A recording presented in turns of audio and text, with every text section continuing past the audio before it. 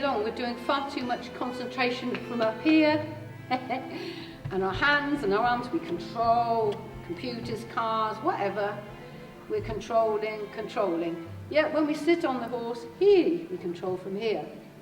And it does take quite a lot of discipline and focus and concentration to have our energy and our balance in our core and to lighten through the arms. So for me, this works anyway, just to put my fingers,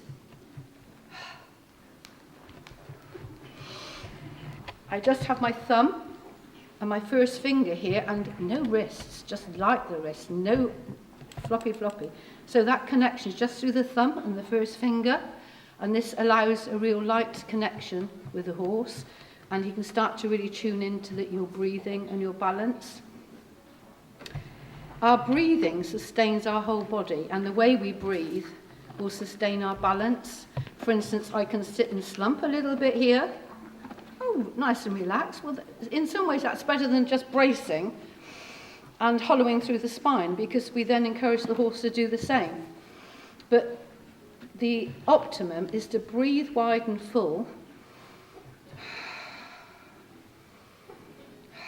and on the inhale you widen the upper torso. The release is energy releasing and out, and it's a little bit like swimming or throwing water. It's this energy, but you can't see it, it's invisible, but the horse feels it, of allowing the ebb and the flow, and the ebb and the flow through an open heart, an open chest, and an open upper torso. So let's just walk on a moment. And now I like to swing my hips. Come on, he's a bit hard to see. This isn't like red. Red's usually red.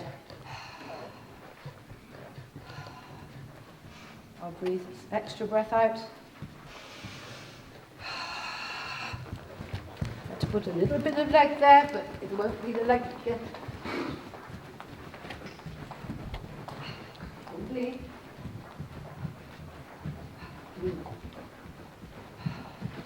Letting my shoulders just swing a little bit too, because if our shoulders are too tight, that stops the release through the spine again.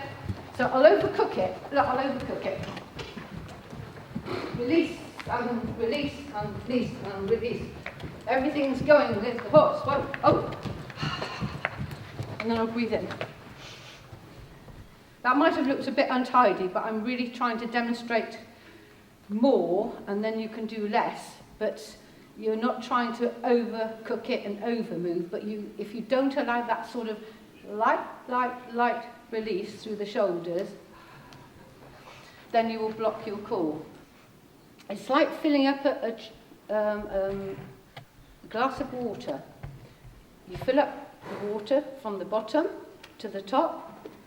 I'm filling up with air from the bottom, expanding, and the release is from the top to the bottom, there, and any horse around will start to release their tension. He'd already sighed. We release totally, the horse releases totally. When I'm riding, I use my breath in so many different ways. It's different for passage or piaffe, but the basics start here. This is the hello horse through the breathing. The exhale can be used, exhale, and the exhale energy can come up through the horse's ears. For instance, if you're in more collected trot and you exhale up towards through the horse's ears, you'll get quite a good extension, quite a good lengthened stride. But I also use the exhale as a release. I just sigh deeply. All the energy goes to ground, and during a lesson I may do this several times to release my tension. Because when we're concentrating and focusing, and the horse, we need time just to be back into our zone, back into our natural balance.